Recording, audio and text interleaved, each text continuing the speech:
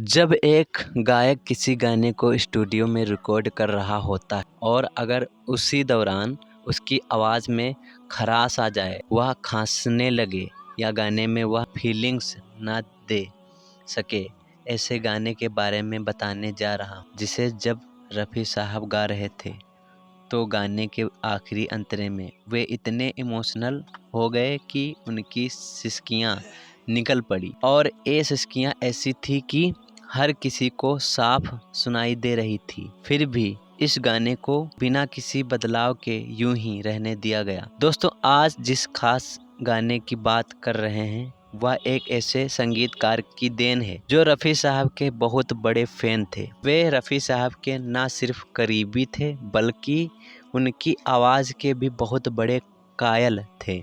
रफ़ी साहब ने इस संगीतकार के लिए अनेक यादगार गाने गाए, जैसे चौदहवीं का चांद फिल्म का टाइटल सॉन्ग। चौदहवीं का चांद हो या आफताब हो, आज और कल फिल्म का गाना। ये वादियाँ ये फिजाएं बुला रही है तुम्हें। फिल्म आदमी सड़क का गाना प्यार की शादी है। जो मेरे यार की शादी है, जो मेरे यार की शादी है। और जागृत फिल्म का गाना। हम लाए हैं तूफान से किश्ती निकाल के इस देश। इन्हीं में से एक गाना था जो एक बहुत ही फिल्म हिस्सा। जब इस गाने गाने का मौका रफ़ी साहब को मिला, गाने की असर के दौरान उन्होंने गाने के समझते हुए उसे अच्छी तरह गाया। लेकिन जब असली रिकॉर्डिंग का समय आया और रफ़ी साहब माइक के सामने पहुँचे तो पहले ही टेक में ही वे बहुत भावुक हो उठे। खासकर गाने के आखिरी अंतरे में तो उनकी आवाज़ में इतनी गहराई थी कि वे रो पड़े और उनकी सिसकियाँ रिकॉर्डिंग में साफ साफ सुनाई देने लगी।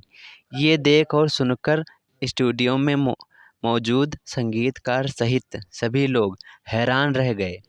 रिकॉर्डिंग पूरी होने पर जब संगीतकार ने कहा कि गाना ठीक है, तब रफ़ी साहब ने पूछा कि गाना कैसे ठीक है, आखिरी में वे सिसकियाँ मैंने ली है, उसका क्या? रफ़ी साहब ने कहा, हम गाना दोबारा रिकॉर्ड कर लेते हैं। वे तो दोबारा गाना चाहते थे, लेकिन संगीतकार ने फैसला किया कि इसी रूप में बहुत खूबसूरत है गाना, गाने को ऐसे ही रहने देते हैं, यह गाना ऐसे ही अच्छा लगेगा।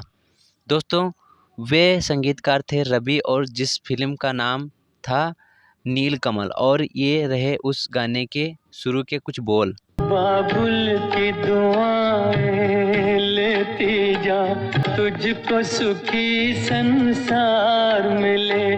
मैं के अब ये आखिरी अंतरे के बोल सुनिए जहाँ की रफ़ी साहब को रोना आ गया। कांटा भी न चुभने पाए कभी मेरी लाडली तेरे पाँव में उस द्वार। दोस्तों, इस गाने के कुछ दिन बाद संगीतकार रवि को मालूम हुआ कि आखिर रफ़ी साहब इस गाने में इतने भावुक क्यों हो गए थे।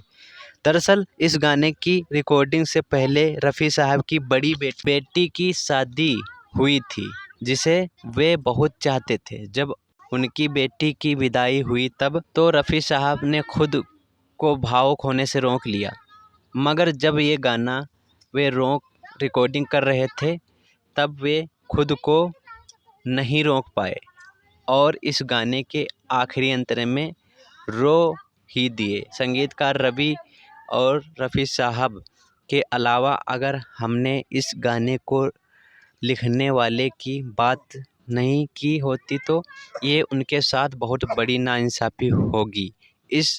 बहुत इस बहुत ही खूबसूरत गीत को लिखा था साहिल लुधियानवी ने। इस गाने को लिखा था साहिल लुधियानवी ने, और आप जानकर हैरान होंगे कि साहिल साहब ने शादी नहीं की थी और ये लाजमी सी बात है कि उनके बच्चे भी नहीं थे।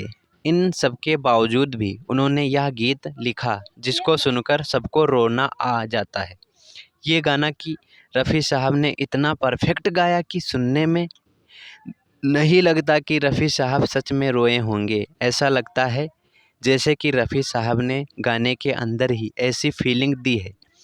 तो दोस्तों, ये छोटी सी जानकारी अगर आप लोगों को पसंद आई हो तो दोस्तों वीडियो को लाइक करें, शेयर करें।